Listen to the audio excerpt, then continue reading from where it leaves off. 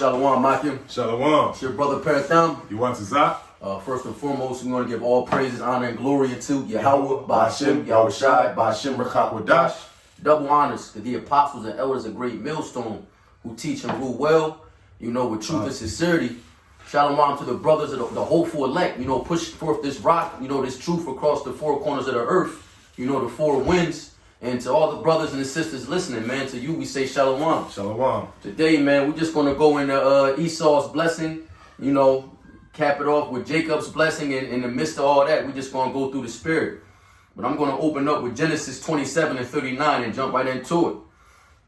This is Isaac, Genesis 27 and 39.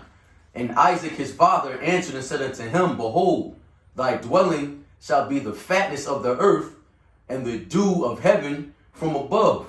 Now, if you go into fatness, man, it's what's that called? What, the concordance? Yeah, the concordance. Salakia. It's the strong. It's H49 and 24. Mashaman, which goes in the fertile field, oil, and richly prepared food. So that fertile field is the earth and whole. But pursuing the Leviticus 24 and 5, we're supposed to be keeping the land Sabbath, man, every 7 years, which Esau hasn't been keeping. Therefore, the earth's not going to yield its fruit as it should. So, richly prepared food. These Edomites, man, they got eating breakfast on one side of the planet and be having dinner on the other side, man. They in their kingdom. You mean? That goes into richly prepared food, oil. That's what the currency is, the petrodollar. Based on oil. Based on how much oil refineries that we have control over. You know what I mean? Also, it's like when back in the day, if you had fine oil, you know what I mean? That was a richness. So, you know what I'm saying? Like the fats, you derive the oil from the fats of the different animals. You know what I mean? And then like lamb's oil, you get, different oils and stuff that was almost sacred to the ancient cultures. So, you know what I mean? It makes sense that word would go back to oil because that was a staple when it came to value. You know what I mean? In the different households. That's real. And the dew of heaven from above. Now that, not to get off topic, but that dew can go into the direct energy weapons, man. Hence the name, the acronym is DEW. That's another one of their blessings, man. Yeah, that sword. The DEW, direct energy weapons. One of the elders brought that out, man. I was like, damn, that shit, everything is falling into place, man. It's a puzzle. So verse 40, Genesis 27 and 40. Yeah. And by the sword shalt thou live, and shalt serve thy brother. And this shall come to pass, when thou shalt have the dominion, that thou shalt break his yoke from off thy neck. Now, back in the time of King David, man, when he was going around conquering everything, he had Esau under subjection, along with the Africans, the Assyrians, and pretty much every other nation. Matter of fact, let me jump to that. This is 2 Samuel 8 and 14. And he put garrisons in Edom. Throughout all Edom he put garrisons. And all they of Edom became his servants. And the Lord preserved David whithersoever he went. So the Lord was with David, conquering everything, subjecting every type of people. They were servants, man.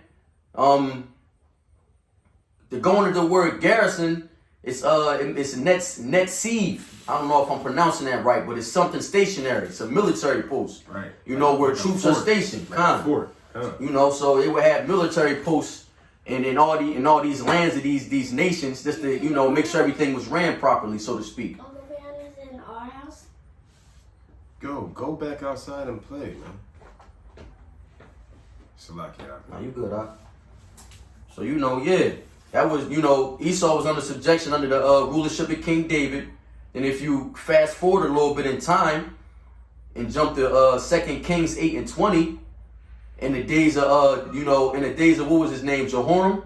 He was the king of Judah. Let me just get it. 2 Kings 8 verse 20.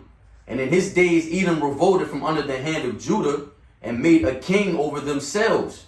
So they, you know, they revolted and broke that yoke from their neck to fulfill prophecy in this scripture, man. You know, not only did this happen already, but it's twofold. Because in the kingdom, we're gonna have these crackers under subjection again, man. You know, but for now, we're gonna feel that wrath for Esau. You know, which is ultimately Yahweh Shai applying that pressure. You understand? So yeah, to go back into the blessing, man. You know, add another pre.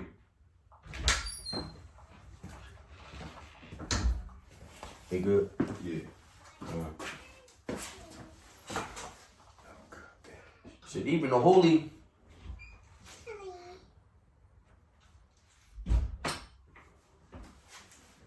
Salaki Akim. Children, man. I lost my train of thought. No, that's all good. Were you still kind of going into the history? Kind of, yeah. I went into Esau was in subjection under under Jehoram. Israel. Kinda. Under the pretense that King David has set up, right? But you know that's twofold too, because if you go back to the Dark Ages, that's the spirit. Esau was in subjection as well. You know, basically we pushed them out of the lands that they was in and drove them into the Caucasus Mountains, okay, of southern Russia, all right? And, you know, they dwelled there as cave people, man. That's where you get the legends of cavemen, you know?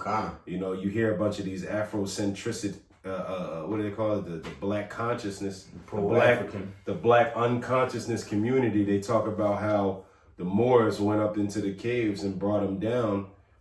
You know, so that was part of the where we at in Genesis 27 verse 40 says, "And by the sword thou shalt live and shalt serve thy brother," right? And but so they served us during the time of Jeroboam, was it? Jehoram. Jehoram, kind of, right? And you know, and then this time, however, you know, I mean, if you go into the history, you could say that some of them were slaves to us, like indentured servitude, but we kind of had a compassion in our heart towards them as when we were Moors, which goes against the scriptures because it say never trust thy enemy, you know. And so what happened? Once we brought them down there, they used everything that we taught them. You know, we taught them culture, linguistics, how to be cleanly, all right? And for that, they were able to rise back up into power during the Renaissance era. And therefore, you know, we was going off, of course. But that's when you see the epitome of the first part of verse 40. It says, "And by thy sword shalt thou live." All right. So that's their blessing, man, that they would be able to rule by the sword.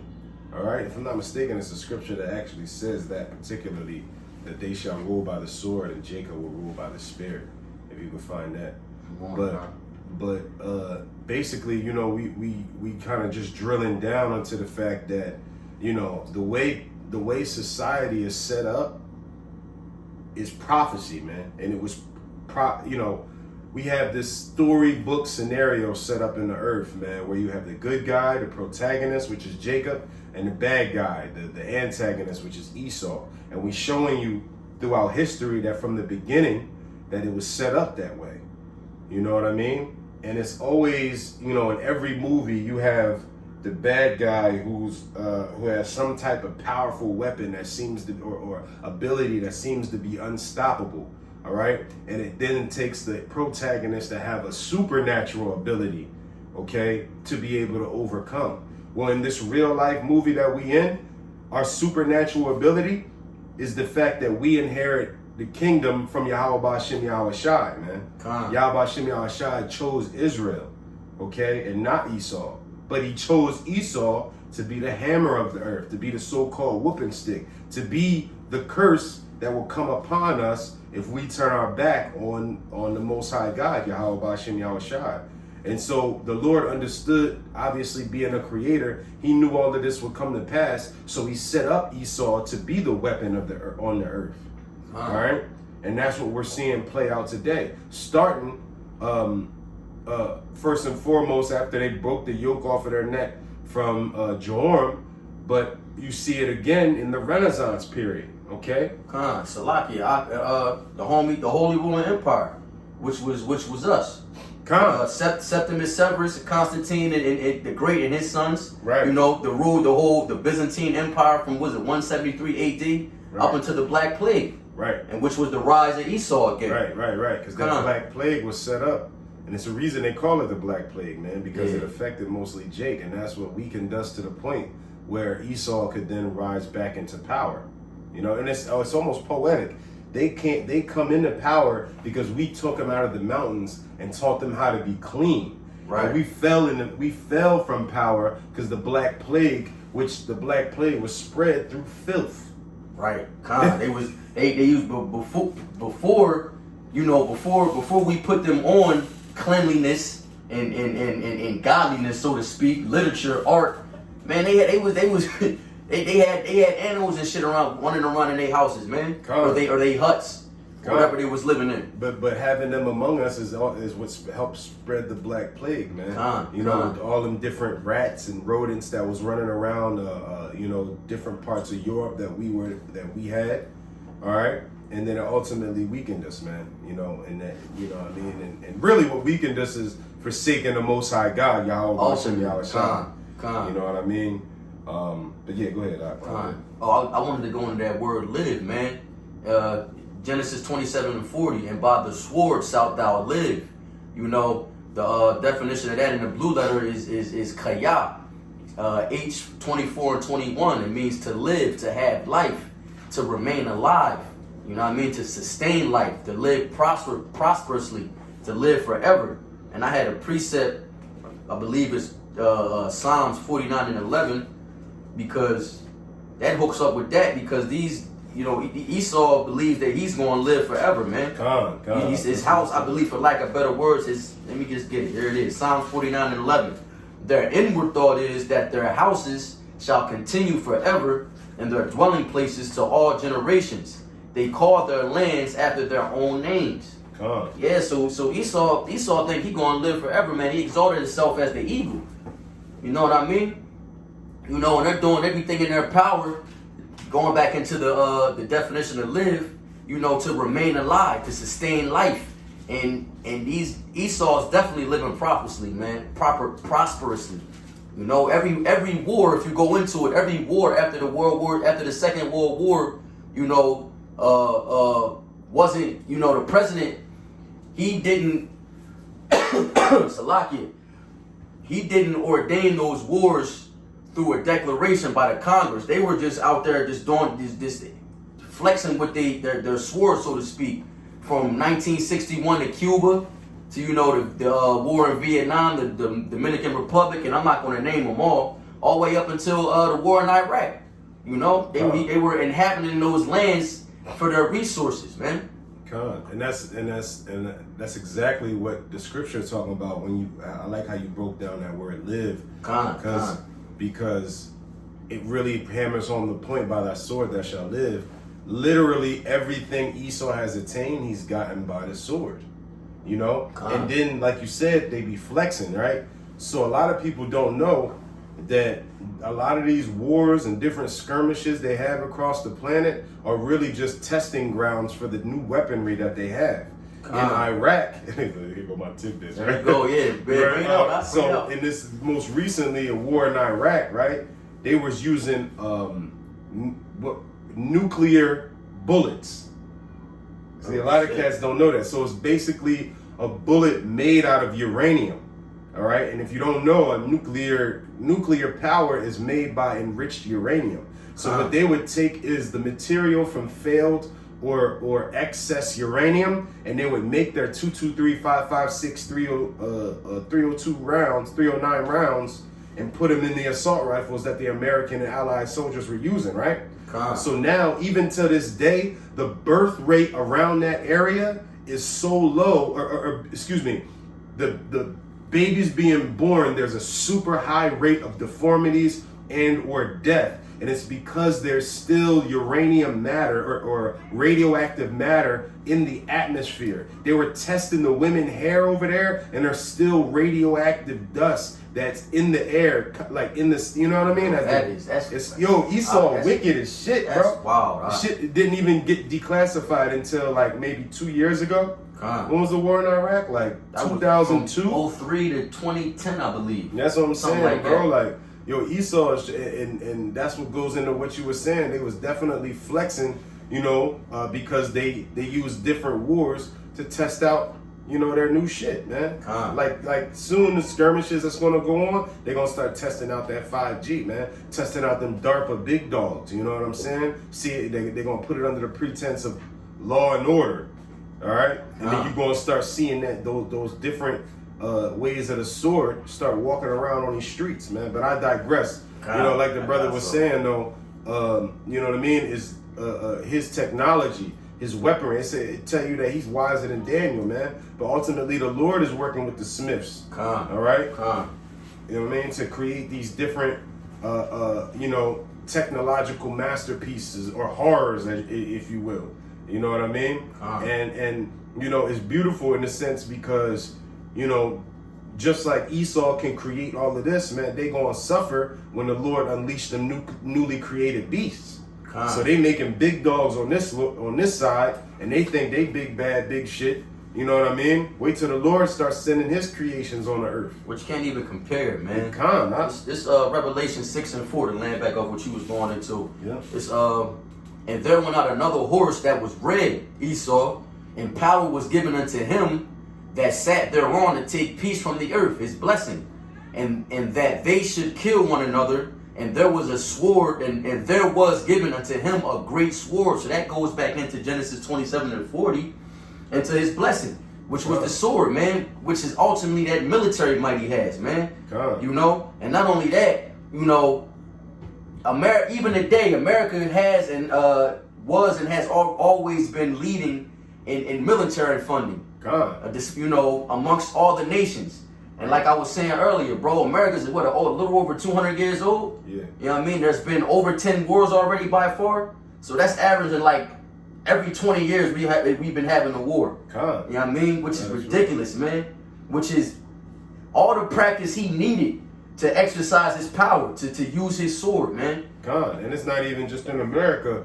Remember, Russia does the same thing. Remember, they just annexed Croatia or something? Whatever. I think it was Croatia. It was a little sovereign country right to the south of Russia. They just straight up took over like 5 years ago, 6 years ago, or some shit like that, right? Sure they third world now. Yeah, you know what I'm saying? Well, they part of Russia now. Oh, well, yeah. They annexed the shit out of it, you know what I'm saying? And you know, that's what Esau does, man.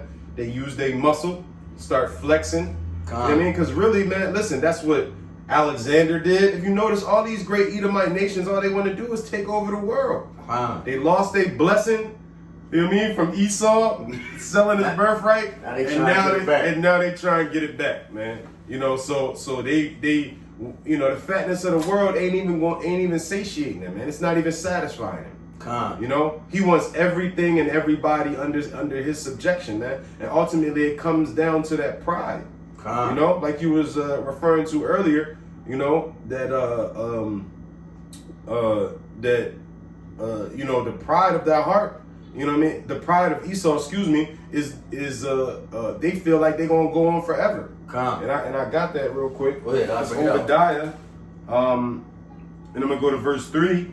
It says, "The pride of thine heart hath deceived thee, thou that dwelleth in the clefts of the rocks, whose habitation is high, that saith in his heart, who shall bring me down to the ground?" You see what I'm saying? So like the brother was just bringing out, man, these cats, they believe that they never gonna get taken down, man. They think that the only thing that's gonna take them down is the world itself being destroyed by some bullshit global warming or something, man. You know? But you can also see that they also have fear about an alien invasion. But what you think that is?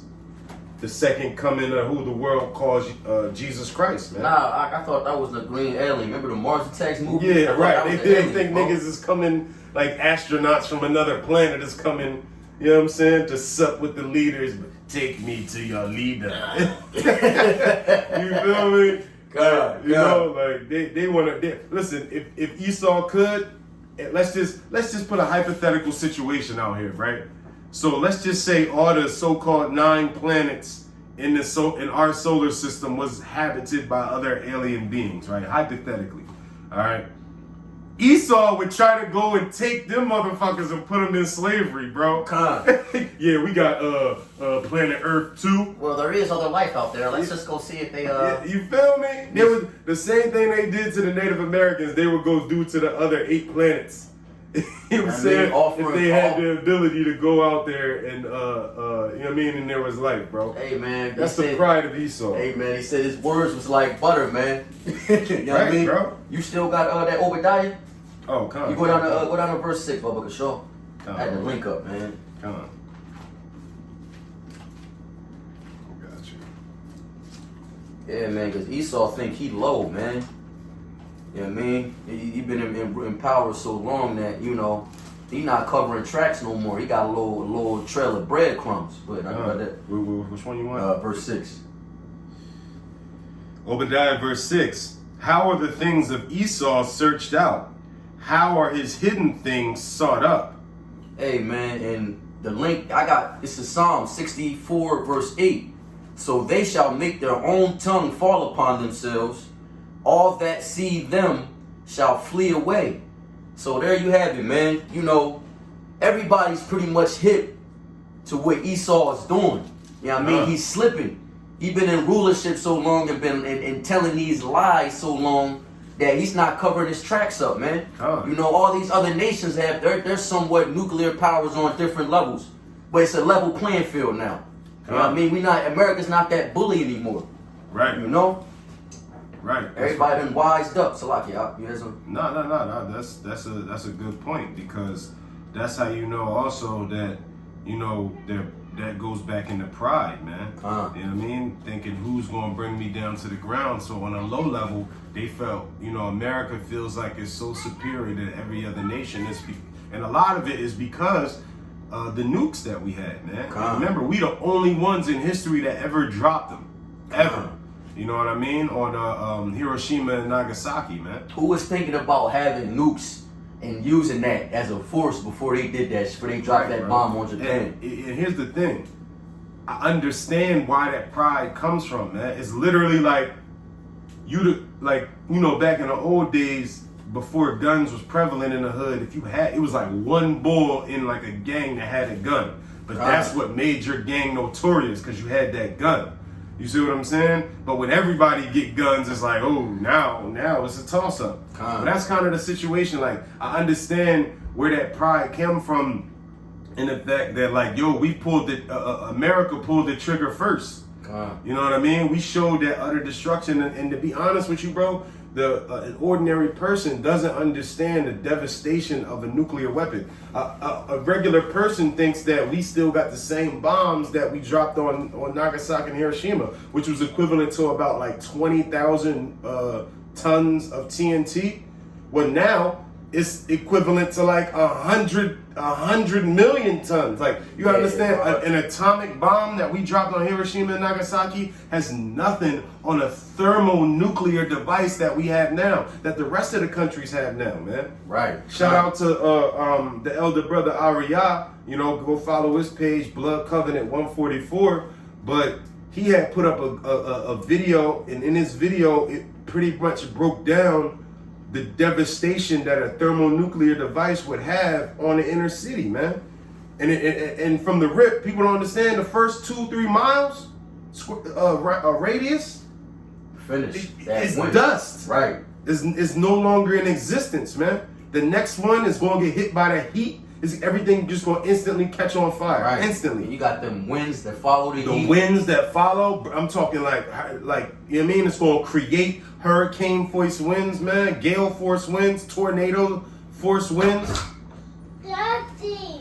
Salakia, what's up?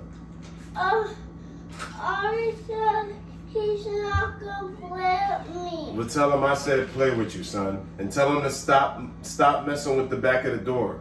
Okay? Thank you. We almost finished the video. Nothing with the back of the door. Salakia, I can get that, bro. Yeah, you know. So, you know, the average person, you know, they really don't understand because they don't take the time to research, you know, the chips that Esau playing with, man. He's what you would call a high roller. You know what I mean? When it comes to that, when it comes to destructive devices, man, when it comes to weaponry. All right. So with that, man, like you got pride. Like, yo, it's a thing with Jake, man. They get their first gun. Now they always got it on their hip. You know what I'm saying? They looking out. You know what I mean? It's like, yo, when you got the gun, man, you got excuses to use it now. Right. You know what I mean? And really, you got pride in your weapon. You know what I'm saying? Like, and that's how Esau working, man. Ultimately, that's how Jake working too. The 2/3, they don't even realize they following the footsteps of the one they hate so much. Having that, you know, living by the sword. They don't even know that's in the scriptures. Right, live by the sword, die by the sword. And that's really like cold out there. You know what I mean? Right. If I'm gonna live by it, that's just what it's gonna be. I'm accepting, you know what I mean? We gotta die someday. Right, that's how bro. they follow these niggas, man. You know what I mean? Let me get back on Esau though, man. Kind of, you know, I gotta get baby girl back to school. This is Numbers 24 and 18. And Edom shall be a possession, Seir also shall be a possession for his enemies, and Israel shall do valiantly. And when you go into the word valiantly, man, it means kayil, if I butchered that, which goes into strength, might, and efficiency, having or showing valor. So in the midst of conquering Esau, man, in the past, we did that with valor. You know, we showed heroic courage. Why? Courage. Why? Because we had Yahweh Shai with us, man. Under King David, we still had our heritage. You know what I mean. He was a righteous leader, all right, and so his followers were righteous. You know, not saying that he was, you know, absolutely perfect, though he was upright. You know, he had his, you know what I mean, he committed adultery and murder and things of that nature, but he was a friend to the Most High, man. He was a man after the Most High's heart. So he still blessed him, and so his people was blessed. All right? So, I just get the other two verses. Verse 19, Numbers 24 and 19. Out of Jacob shall come he that shall have dominion, which he is Yahweh Shai. Right. And shall destroy him that remaineth in the city. Verse 20. And when he looked on Amalek, he took up his parable and said, Amalek was the first of the nations, but his latter end shall be that he perish forever. You know what I mean? And just for edification, the word Amalek goes into the dweller in a valley. He's also the grandson of Esau. You know, that modern day so-called Jewish, these crackers that's controlling the dollar and funding both sides of the wars that we was going into earlier, man. You know? Yeah, because you know, Amalek, Esau is kind of synonymous. You know, but like the brother just brought out, man, you know, in the beginning, they were they were the first of nations. They were the first of the nations. You know, but their end shall be destruction, man. You know, and it's because they had their chance to rule is now. You know, pursuing the Job, it says the earth has been given into the hands of the wicked. And you know, as you can see, man, the wicked rule it by the sword. All right? How did they take down the Native Americans? How did they take down the so-called Aztecs, the Mayans, the so-called Negro in West Africa and brought them over here? How did they take down each other? You know what I'm saying? Sword, man. The sword. Even now, you know, these not only the Trump followers, you know, these motherfuckers that's fighting for their rights. You know, the First Amendment and the list along a whole bunch of shit, man. This election is about to give birth to a civil war, man, within America. So we might very well see the collapse of America within. Not even talking about the dollar and all that, which is going to follow, but then the ultimate nuclear war, the end life. Because speaking just as a man, but through the spirit, you can see it, bro. First, coronavirus has so-called affected America the worst.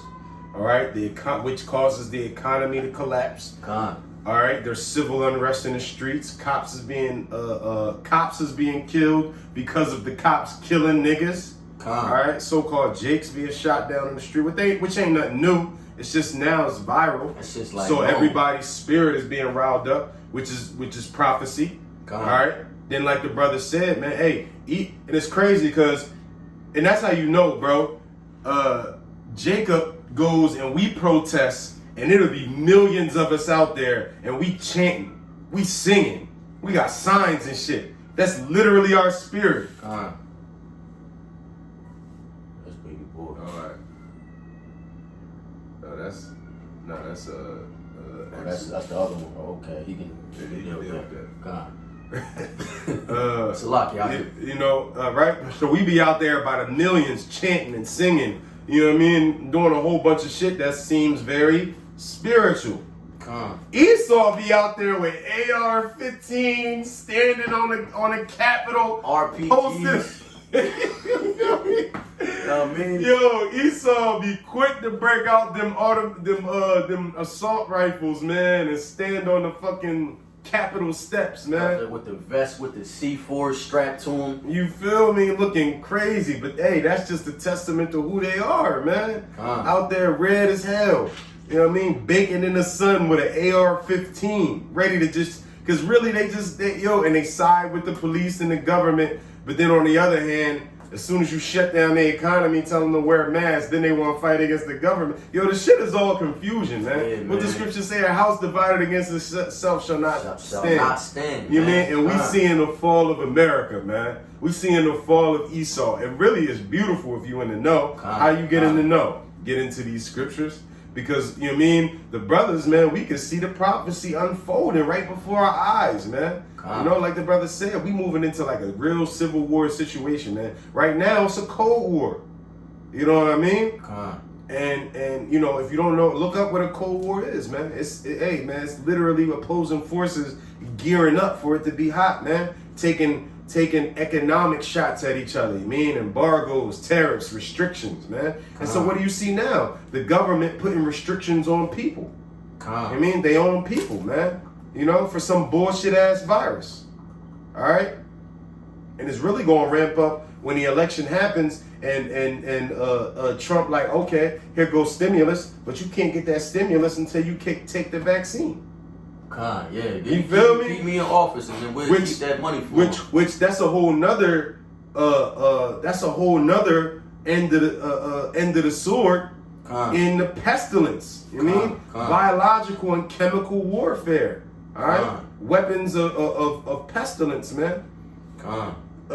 Smallpox they used on the Native Americans, man. Syphilis and AIDS and stuff they use on the so-called Negroes in the inner cities, man. You know. So Esau lived by the sword, man. Why? Because that's their blessing. That's all I got to fall back on, man. No, and we just brought out the scriptures to prove it. You got anything else up? Man, I think that hammers it home, brother. Yeah, I didn't want to make a long video, man. Just wanted to go into a little, and there's a couple topics we could do another, do a few other videos on other lessons, man. But like I said, I gotta kind of make haste. My daughter gotta get back to class with the, how this Zoom school shit is at online. It's vexing, but rendering to Caesar what's the Caesar, man. And with that, we want to give all praises, honor, and glory into Yahweh, Ba'ashem, Yahushai, Ba'ashem, Rakat, Wadash. Double honors to the elders and apostles of Great Millstone, teaching rule well, man. Peace and salutations to the whole full elect, man. Shalom. Shalom, Akim.